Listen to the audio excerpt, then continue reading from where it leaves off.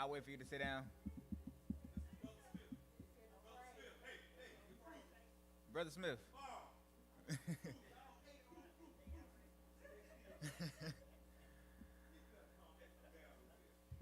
had to separate y'all. Gotta separate them. All right, let's start us off with a word of prayer here.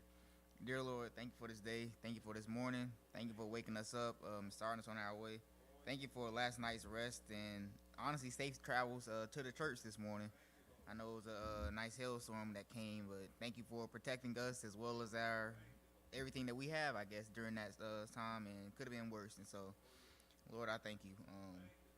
Allow today's lesson to be a blessing to us and bless me as I try to bring it forth. Your son Jesus' name we pray. Amen. So, uh, today's lesson is really a story that we're all very, very familiar with. We are in that season. We're getting close to Passover, close to Resurrection Sunday, all of that. And so, as that, the typical themes of lessons that normally surround that time of the year, or this time of the year, is always around the crucifixion, resurrection, Passover, crucifixion, resurrection, all of those, because all those events happen during this time of the year, around Passover season. And today's lesson has several themes. There's a lot of different ways I could have took today's lesson, and probably we'll see where it goes. I try to leave it a little bit open-ended so that the class can determine how the lesson gets brought forward a little bit. But some of those themes are betrayal, disappointment, submission and following orders, obedience, and lastly, prayer. Not prayer being the least, but that's just lastly what I depicted or pulled out because that's the lesson I'm actually direction I'm going to take the lesson in today's term. We are actually in the New Testament, still in the Matthew chapter, coming out of Matthew chapter 26, verse 36 through 50, with a lesson titled Submitting to the Father's Will. And the application of today's lesson is to encourage Christians to follow Jesus's example in prayer. And so, again, during this whole Passover season, we all know what took place during that time where Jesus was getting ready the time his death was nearing, right? It's not here just yet, but it's getting closer. And it's like you can feel it as you read through these chapters of the Bible, you can actually feel it almost building to a bubble, like coming to a boil, I would say, right? You can tell it's getting a little rowdy. We don't know what's going to happen, but we know something big is about to happen. And the bulk of today's lesson is really about Jesus' prayer in the Garden of Gethsemane, and the example that it provides to us. And so, as we all know, Jesus went to the Garden of Gethsemane directly after the Last Supper, right? He had his Last Supper. He wanted to make sure he had a very close-knit dinner with all his disciples and everything. And then after that, he wanted to go out to pray, which is what he typically did after a message or a sermon or anything he performed. He always went back out to prayer to reconnect with the Father. And does anyone know where Gethsemane lies or where it's at?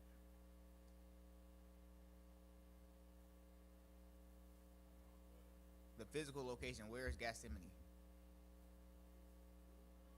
Yes, in Jerusalem. Any more details?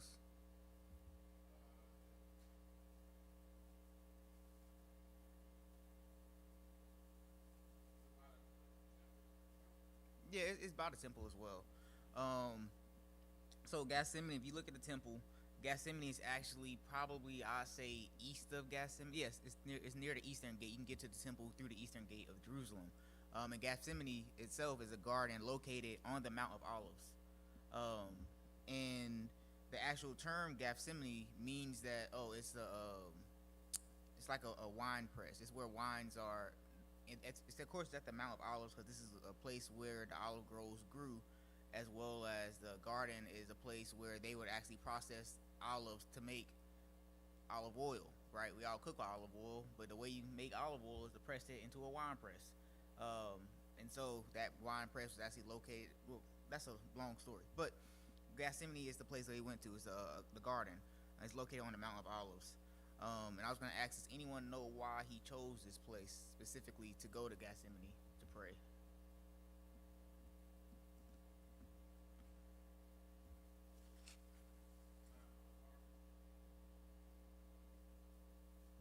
Yeah, this is Passover season. Well, is it the time of harvest? Yeah, it's not the yeah not harvesting just yet. Um, but really, one of the more the reason he went to the garden was it was a quiet place away from all of the distractions within the city. Because remember, Jerusalem's a big city. Jerusalem's like Charlotte. Imagine going from Charlotte to say, well, I'm gonna go out to Mount Olive, well, Mount Holly. We'll say Mount Holly because Mount Holly is much quieter than Charlotte is. Why? Because it's a much less distractions. It's a very quiet, peaceful place, and he was just going there to reconnect with the Father, right? And so that's at least one of the things I want to at least preface us with before we started reading the passage, right? And so I'll actually read it because I don't want to say it's lengthy, but I'll read it because it's few of us in here. And again, it is Matthew 26, verse 36 through 50. And it reads, Then Jesus went with his disciples to a place called Gethsemane. He said to them, sit here while I go over there and pray. I'm also reading out an NIV version, so it's going to read a little differently than what your text says. But it's all still the same. He took Peter and his two sons, the two sons of Zebedee, along with him. And he began to be sorrowful and troubled. Then he said to them, my soul is overwhelmed with sorrow to the point of death. Stay here and keep watch with me. Going a little further, he fell to his face to the ground and prayed, my Father, if it is possible, may this cup be taken away from me, yet not as I will, but as you will. Then he returned to his disciples and found them sleeping. Couldn't you men keep watch with me for 1 hour, he asked Peter. Watch and pray so that you will not fall into temptation. The spirit is willing, but the flesh is weak. He went away for a second time and prayed, my Father, if it is not possible for this cup to be taken away from me, unless I drink it, may your will be done. Then he came back and again found them all sleeping, because their eyes were heavy. So he left them and went away one more time and prayed a third time, saying the same thing. Then he returned to the disciples and said to them, are you still sleeping and resting? Look, the hour has come, and the Son of Man is delivered into the hands of sinners. Rise, let us go. Here comes my betrayer. While he was still speaking, Judas, one of the 12, arrived. With him was a large crowd of armed men with swords and clubs, sent from the chief priests and the elders of the people. Now the betrayer had arranged a signal with them. The one I kiss is the man, arrest him. Going at once to Jesus, Judas said, greetings, Rabbi, and kissed him. So Jesus replied, do what you came for, friend. And then the men stepped forward, seized him, and arrested him.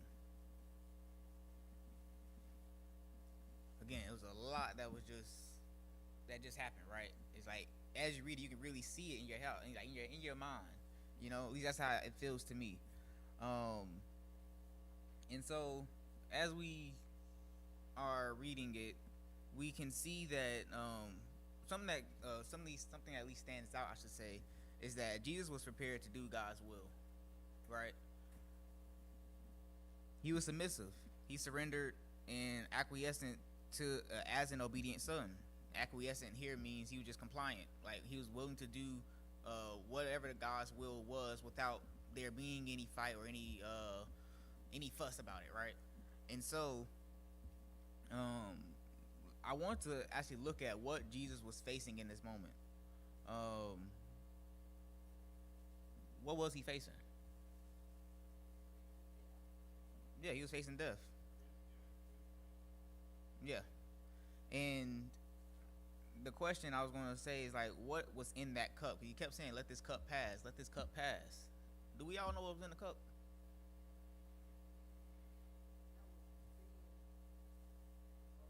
Yeah, the sin of the world. But yeah, all those answers are true.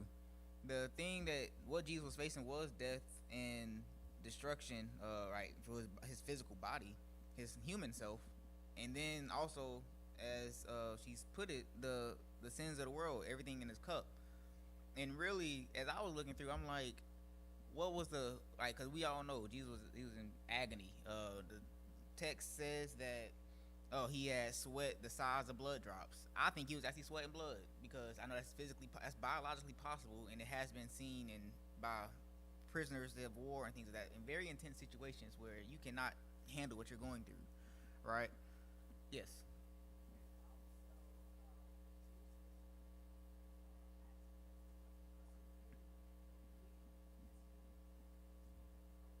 Mm-hmm.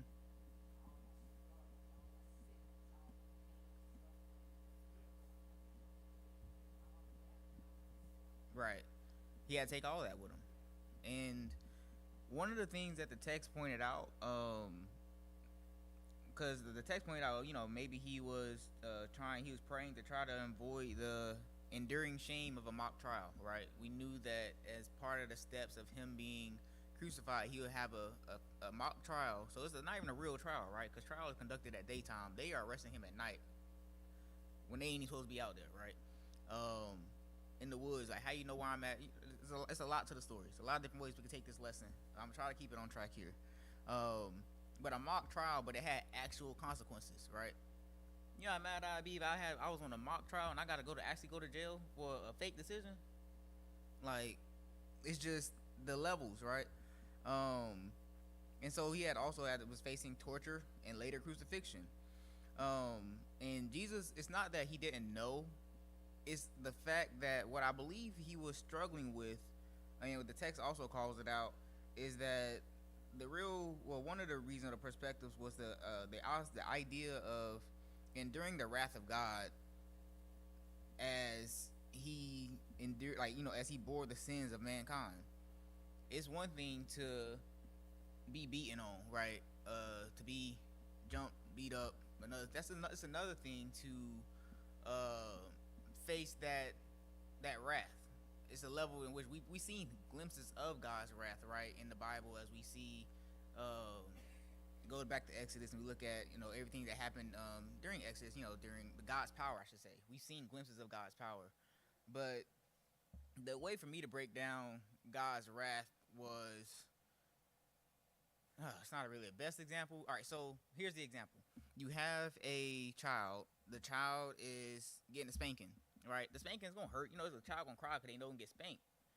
But if the parent tells the child, "No, I'm disappointed in you," that's a whole nother level of hurt that lasts a little bit longer and cut a little deeper, I think, than a physical whooping did. To me, right? That's just because, and that's just a glimpse, right? That's only the first piece of God's wrath. I don't know what all Jesus went through, and none of us ever will, because we don't have to go through it, because he went through it for us. He was basically condemned to damnation because of taking our place for it. And that's one of the reasons I think he was in such a place of turmoil and wanting the cup to pass. But it was a very layered piece. But the focus of today's lesson isn't to stay on that, so I'm going to keep us moving. Did anyone have any comments?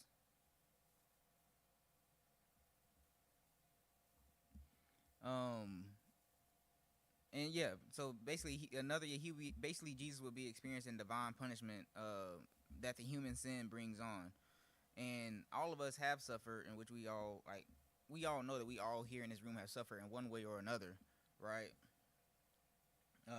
But yet none of us still will ever come close to knowing what assuming the guilt of the world looks like in the eyes of God, and having to face that, and just not only that feeling, but that true separation, especially when you are innocent and haven't done anything. I don't know how many of us have been innocent and been accused of something, but it's not a good place, especially when you know for a fact, and the other person also knows for a fact, but they have to do it because there's no other way around to solve the problem. We see here that Jesus goes and asks 3 different times if it's possible for God to allow him to not be it, right? Allows there to be another way. But we also know how the story is written, that there is no other way. He has to be the one. And it's truly one of those, it's not just because it's like for the fun guys like getting fun out of it or anything like that. It's just something that it has to be done. It's the actual rules that just have to be followed, right? Um, yeah, definitely.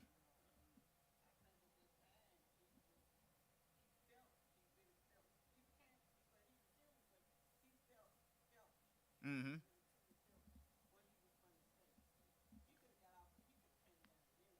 Yeah, easily.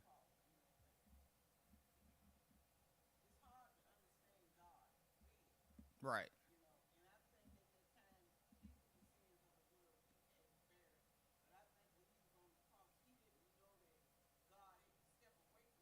Yeah. Right.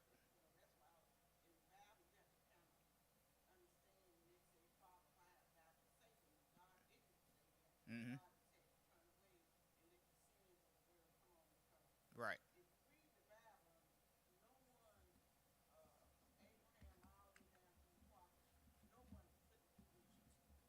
Right. Exactly. That's very true.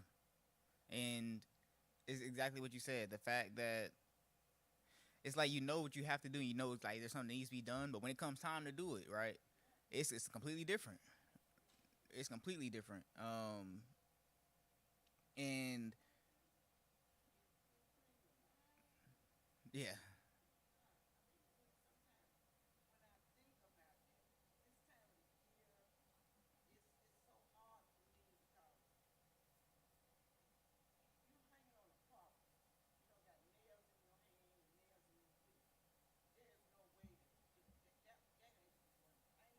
Mm-hmm. Yeah. Just for us, out of love. Right. You had a hand in the back.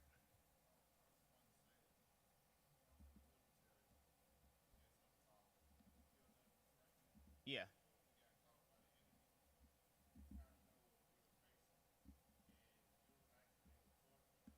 Mm-hmm.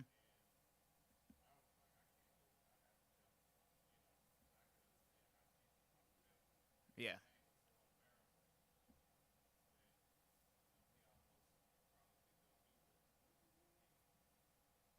Yeah. Mm-hmm. Right.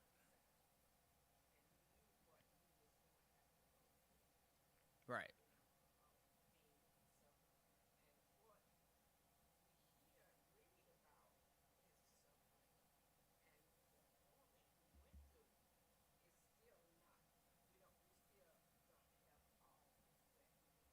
Right.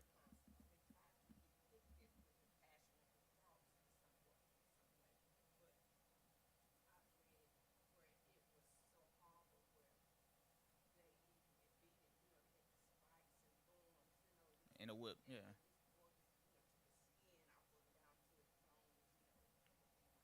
Mm-hmm.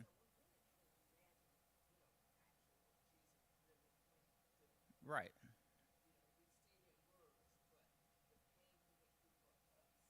Right. It's indescribable. Yeah. Unimaginable, indescribable. No, I definitely agree. And one of the it's in a good point for us to pull out right here is that we know Jesus knew why he was there. He knew that um 1 second.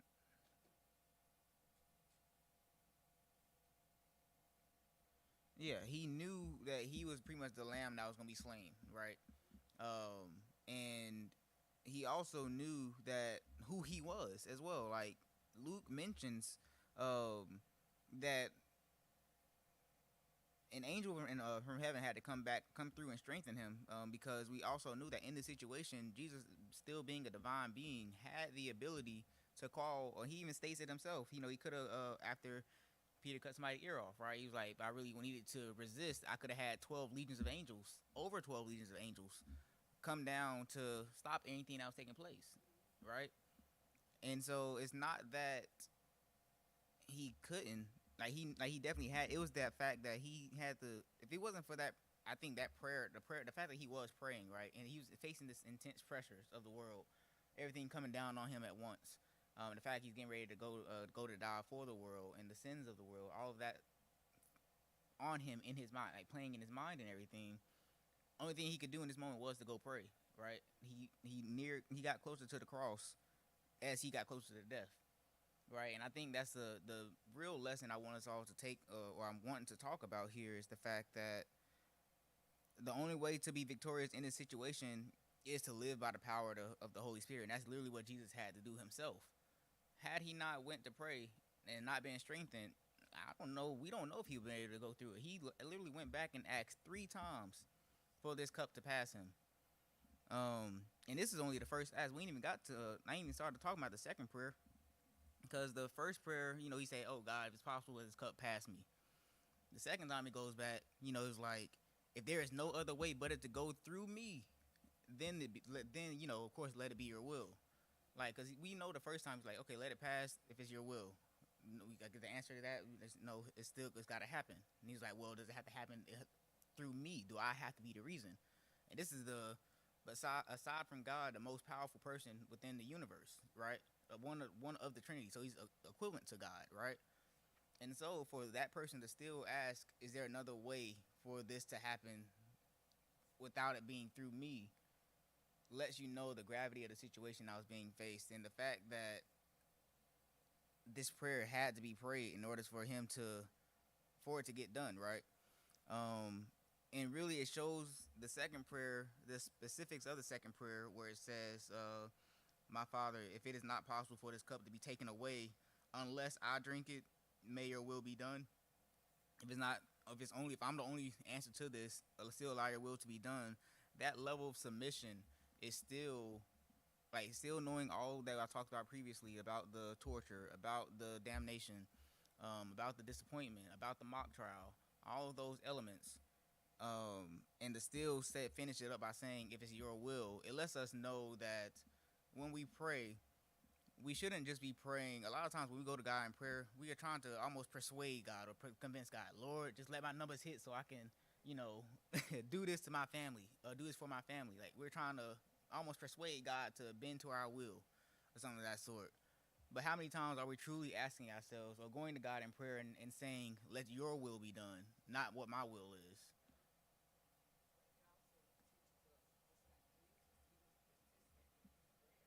Yeah.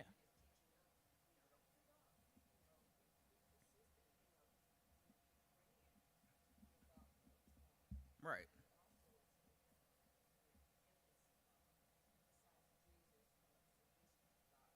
Exactly.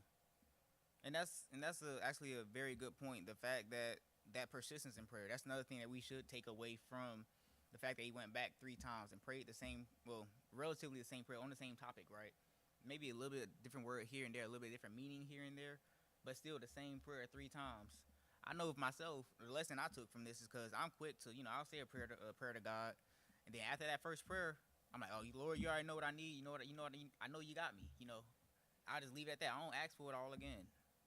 My persistence isn't always there. I'll just say, oh no, Lord, you got it. You know what's in my heart. You know what I need, rather than saying the exact reason or what it is I'm praying for, as Jesus did here. And so that's at least a lesson that I took away from this, because I'm quick to even say, I might not even say the full prayer. I might just say, Lord, help me.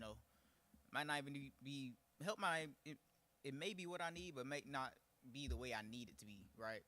But rather than being very specific, I'm very short, very quick, when I sometimes pray, and the persistence isn't always there either, right? No matter what it is I could be facing, it's not always there. And I'm sure some of you may be the same way. Um, and that idea, of course, praying to try to persuade God, when really the goal of prayer is to make sure that we are remaining within God's will, and to ask for strength, to recognize that if his will is different than ours, to recognize that we need the strength to not get in the way of his will being done, I will say. Um, that's not a great way of saying it, but that's the closest I can say it. Exactly. Exactly. That's exactly, yeah. Um, And so we know that after, so he had that direct resignation to God, like saying like, okay, like, if it's your will, then it be your ways. And so he's also doing this thing during this time where he's going back and forth between his friends, because he brought all 12 to the garden. He left the 12, took three, and then after that he took Peter, James, and John, the sons of Zebedee, James and John. So he took Peter, James, and John with him because those were his closest.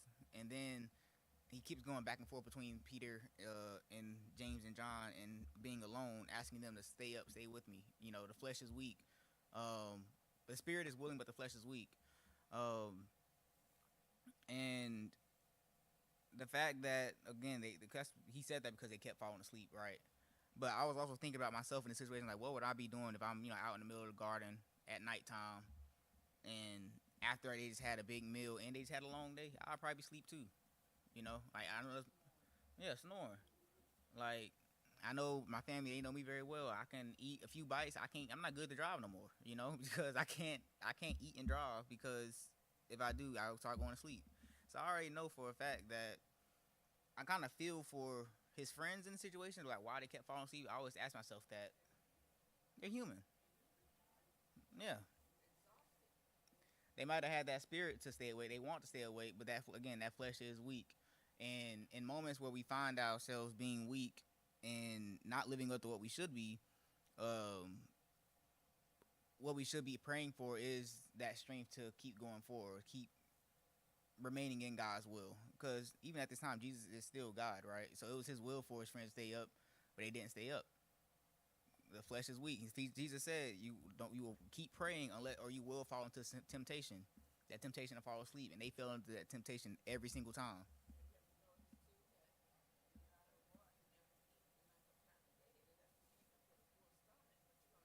Yeah, you want to sleep. Yeah, yeah.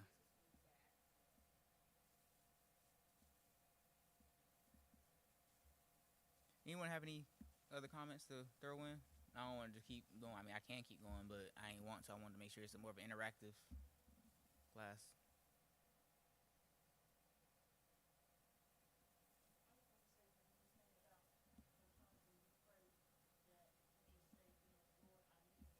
Mm-hmm.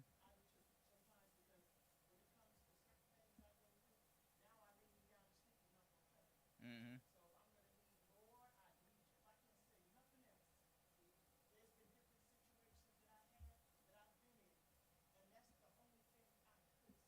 Right. Yeah.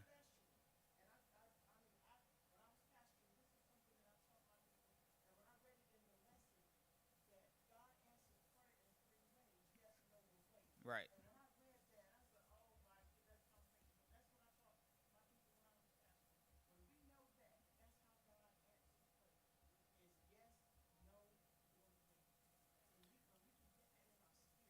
Right.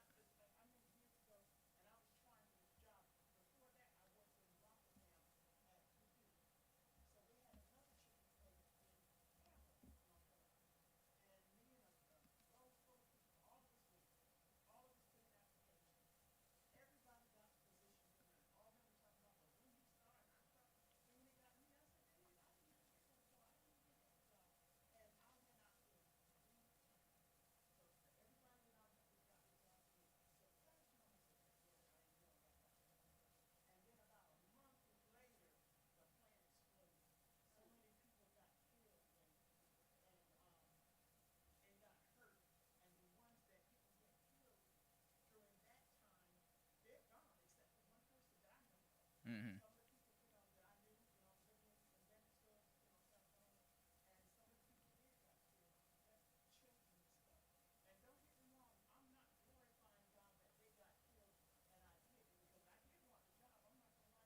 Yeah.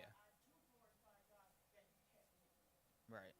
And that's a very good point of the lesson I'm glad you brought up, with the fact that God does answer all your prayers, right? And even when Jesus went and prayed 3 times in the garden, He got His answer. Like, every time He came back, the first time He came back, He got the angel had talked to him, right? The angel had strengthened him to be able to continue to go on.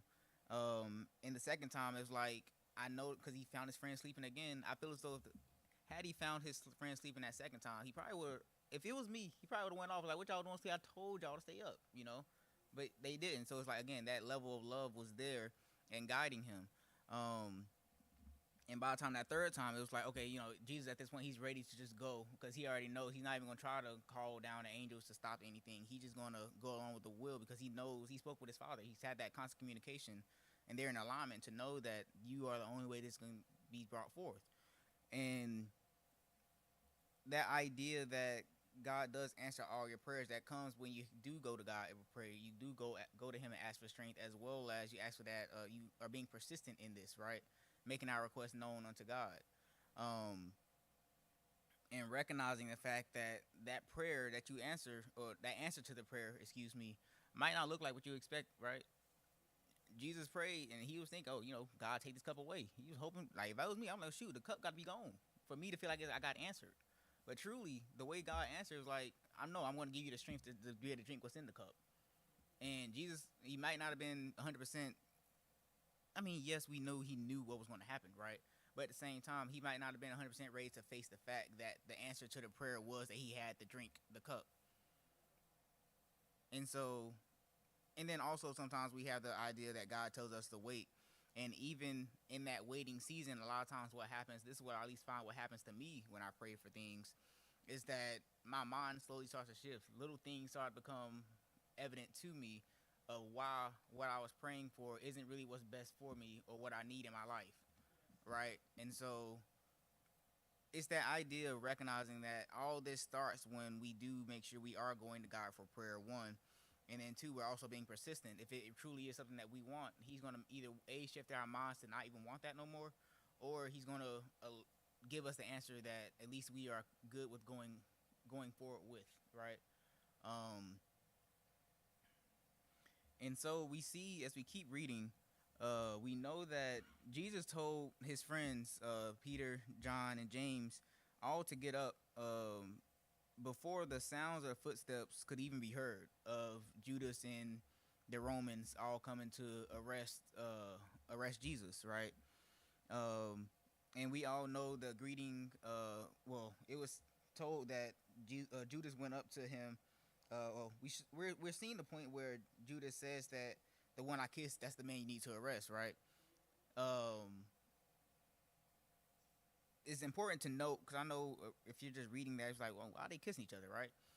It actually is very common. I just wanted to bring it out just to give us all some Bible knowledge to walk away with, is that in the eastern part of the world, the eastern hemisphere, that's actually a very common practice. You'll see men kiss men when they're greeting, or you'll even see men, and I've seen it before too, where you'll see men holding hands with their best friend walking down the street, right? It's like not like a romantic. It does not. Yeah, it doesn't lead to intimacy or anything of that sort. It's just their customs, exactly. They're a little different than how we do things here in the western side of the world. And so that's a little bit. But even still, we know that Judas, he walked up and he said, "Oh, the one I kissed is that's the one you need to arrest."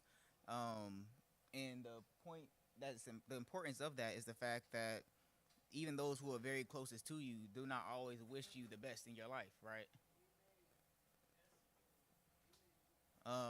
Like we know of the Judas, like it's been time and time again through history, of different levels of Judas, even within our own personal lives, where the ones closest to us be the ones that betray us. They're the ones you don't ever see it coming, right?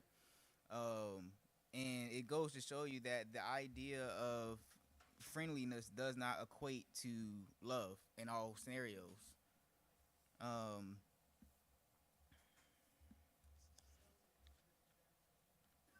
Yeah, Joseph is a great example of that. The same ways brother sold him out, right? Yeah. Let me see. And another point was that once they did actually go up to him, they're saying, even though he was just greeted as rabbi and things of that sort, when the officers approached Jesus, he's like, "Oh, are you Jesus?" And he says the famous "I am." And of course, it's funny that when I read that, they all fell, right? And we all, yeah, fell backwards. And we all know that every knee will bow. Like you have no choice but to when he says who he is, you have no choice but to bow down and worship him because of who he is within the universe. Um, just him as a being, right? Even though he is fully human at this moment, he's still fully God too. Um, and then of course, after they got up, they again asked him again who he was. And then as he tells them, of course, I am the God, but he also tells them in this moment to let everyone else that you see here go, let them go free. Because typically when you arrest somebody, you arrest the whole group. You don't just arrest that one person. But he knew that they needed to let them all go free, not only just out of love, but also because they had missions of themselves that they had to perform, um, as part of the entire, to fulfill all the prophecies that were written, right? Um,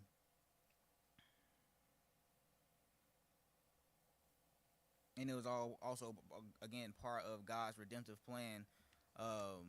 In order for God's redemptive plan to remain intact, all these things had to happen. Um, but the big importance here of today's lesson is to note that Jesus prayed. Every time he prayed, it was following up with a willingness to actually submit and do all that it took, for whatever answer that came out of their prayer. So to do God's will no matter what. And so sometimes I know a lot of times we say, if it's God's will, let this be this, let it be that. I know I say it all the time myself, but it's a reminder to truly mean it when you say, God, if it's your will. Because we all know his will is going to happen regardless, but to know that we are 100% strengthened the most when we are closest to him and in line with what it is that he wants for us. And the text notes that we as humans are very stubborn, and we always desire to hold on to what it is that we want our life to look like, despite the amount of times God has steered us in our life around, down the right path.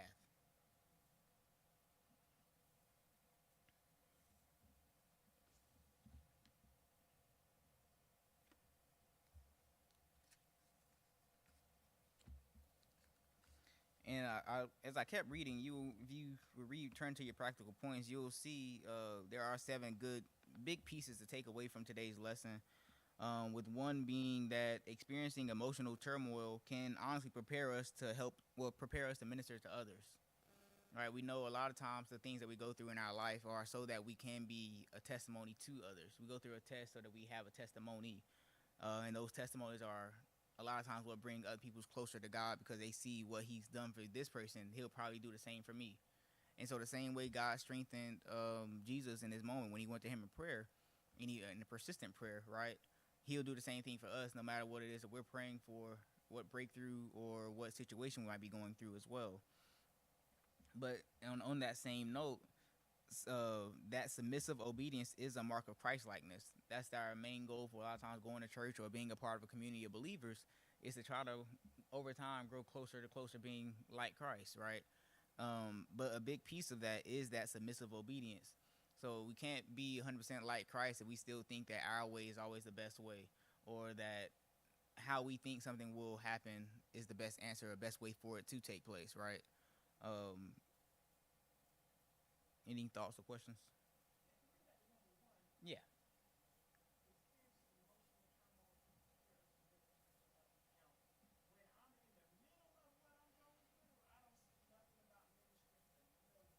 Right. No, and I.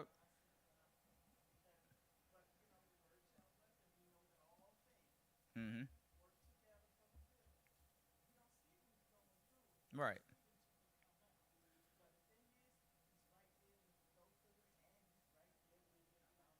Yeah. A, a lot of times when we're going through it, the only thing we can see is why me? Why am I the person that got to go through this? And just, yeah. Same way with Jesus when he was like, "Is it possible for this to still happen, but be to someone else?" In that second prayer. That's a prayer we probably often have prayed ourselves, for it to, the outcome to still be the same, but for us to not be the main proponent in it. Yes.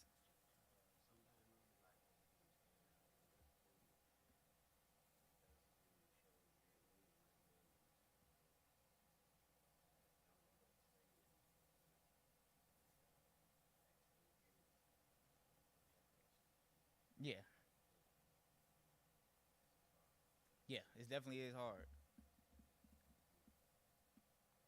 but it's so good to know that the same way that in this moment when we read this text we can see Jesus is in I can't imagine myself ever being in more trouble than Jesus was in this moment right here, but to read the text and know that he made it out on the other end and to know that God strengthened him through it as well is a testimony to even me, the fact that it's not really for me to worry about, and honestly as long as I just submit to God's will, I'm be straight regardless, you know. And typically, if you live your life in a way that, or in a manner that you just accept, it's not to say accept everything that happens in your life, no, but it's a way of saying that accept everything that God brings into your life because He's doing it for a purpose and a reason. And the sooner we do that, the easier life will be, right? Um, and I like number 3 as well because it says the discipline of prayer is demanding, but it's necessary to overcome temptation. I ain't never prayed to not go to sleep, but I know that was a temptation that they were facing in this moment. They also probably were needed by Jesus, right? The disciples. Um, but if they, I'm very certain that if they were praying, they probably wouldn't have felt sleepy because they wasn't acting like they would sleep when the soldiers came. You know, they took they were chopping off ears and everything. So it's not that they were tired; it was more so that they were tempted to fall asleep, in my opinion. Just because, again, we know they had the itis, they just ate all that food too. So there's a lot of things in that, but I think their lack of prayer showed them falling into that temptation of falling asleep. And then also, do not hesitate to repeat heartfelt prayers.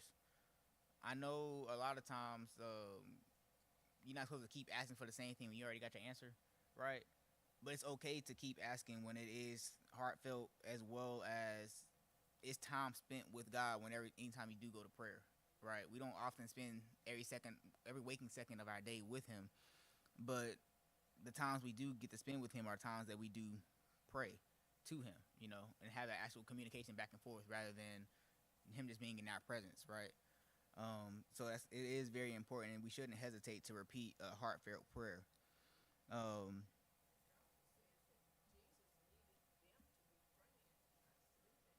yeah,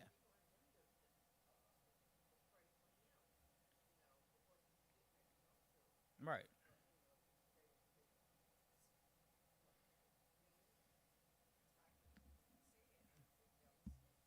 Yeah. Yeah, you want the people, especially when we are going through something. It always seems easiest and best for people to be there with us, especially ones we love the most, right? Um, it's a comforting thing, and the fact that they fell asleep shows us that a lot of times people will always fail us. Well, people are prone to failing us, right? However, the one that won't fail us and the one that's always going to be there is God, and that's the one who actually the one that provided him the strength. Even though he thought his friends being there and being nearby and still being up with him at that hour would have been the comfort he needed, he was denied it, but he was also received much more than he probably thought they would be able to deliver anyways, right?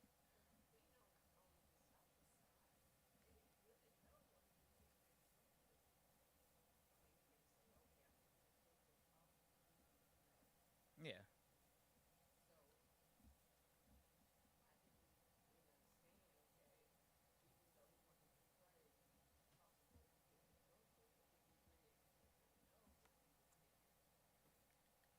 I yeah. I think it's possible to pray for someone without 100% knowing what they're going through. Just praying for God to be with them. Yeah. Right. Yeah, they knew something was going on, but they honestly was too fixated on themselves to either be able to be there for him to in that capacity. I would say, um, but that is a good point. Uh, another point that the text pulled out was the fact that a time of spiritual rest is necessary to prepare Christ followers for a time of spiritual battle.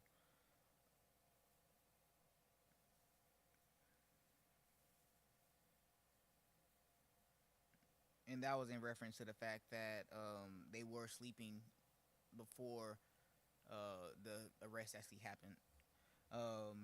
And you go to practical point 6, it says a spiritual betrayal is no coincidence. It always involves a definite plan of action. And so the fact that Judas betrayed Jesus, it wasn't a coincidence that he did it, right? It was all part of the plan.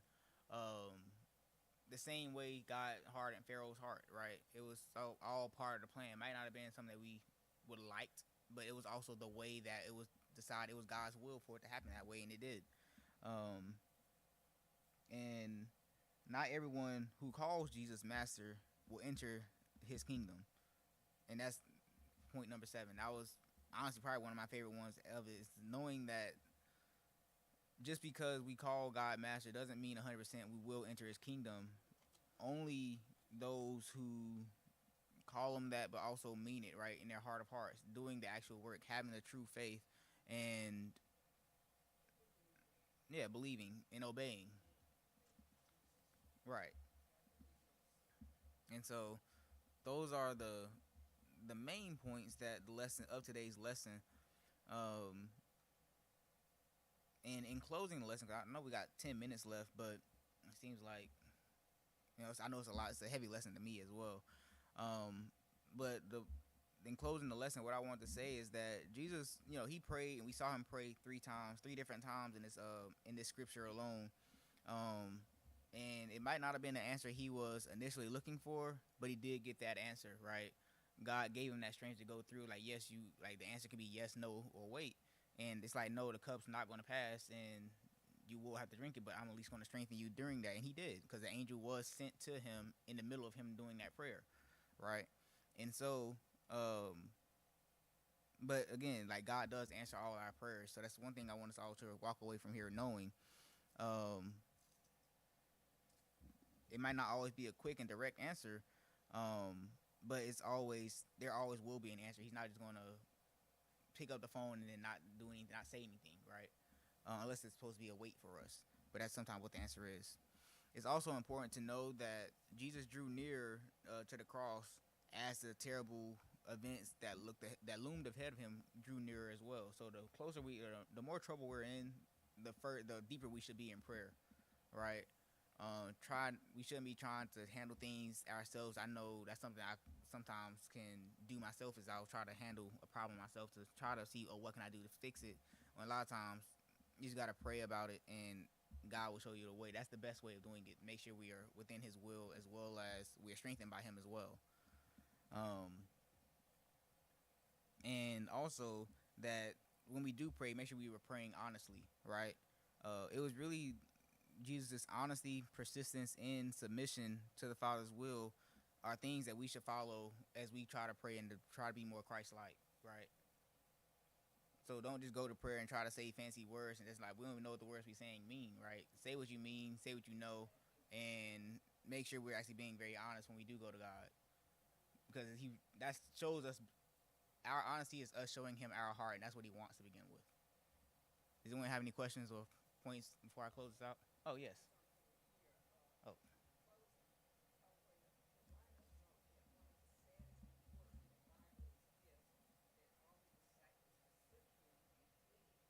Yeah.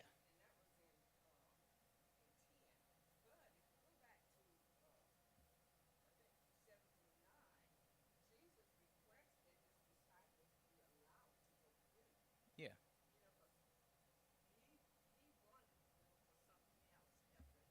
They had work to do. Yeah.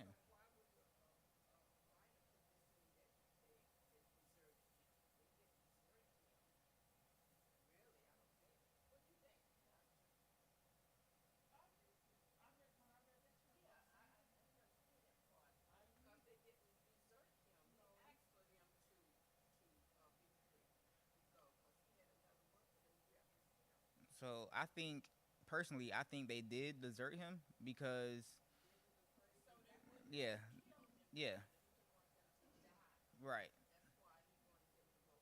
Yeah, he wanted them to go free, like not be arrested with him. But they didn't show, like, they weren't around at all until he was resurrected, because yeah, they were afraid. So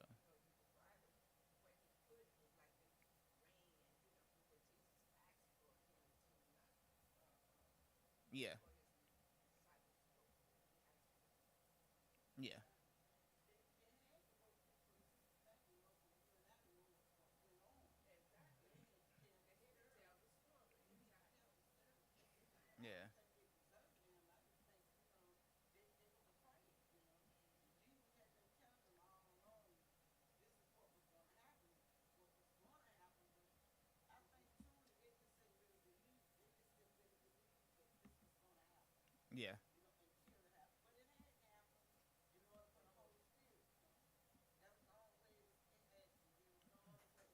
Yeah, there's no other way.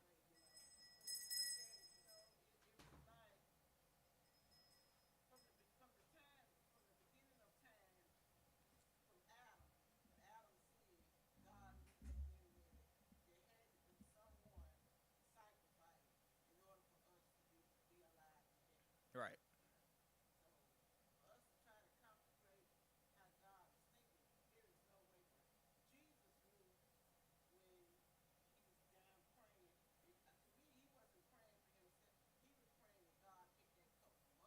Mm.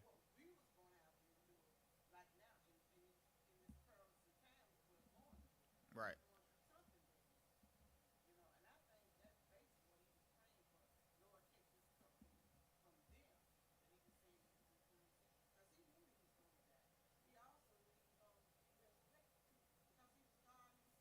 Yeah, that's very true. You got a question in the back?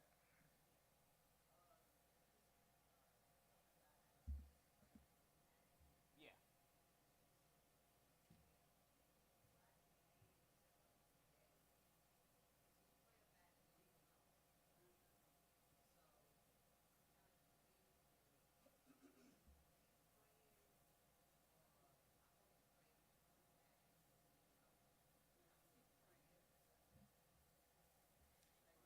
So I think in that statement of pray one time and leave it alone, I think in that don't worry about it, right?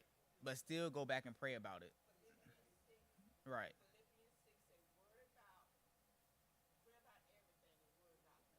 Right.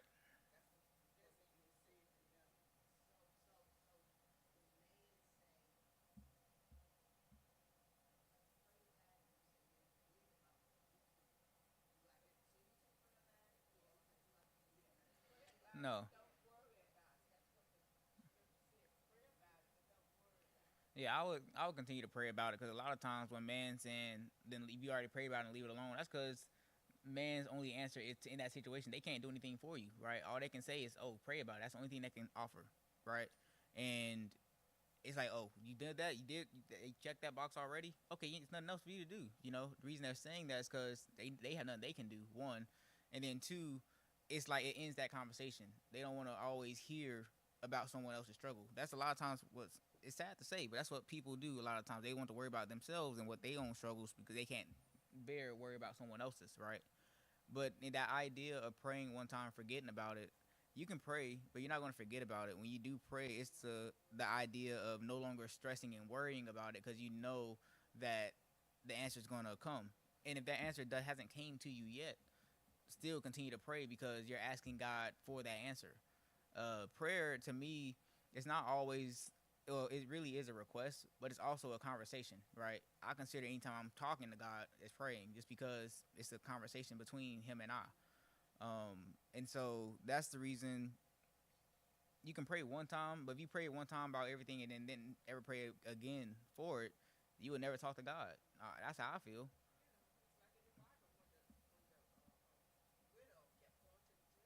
Mm-hmm.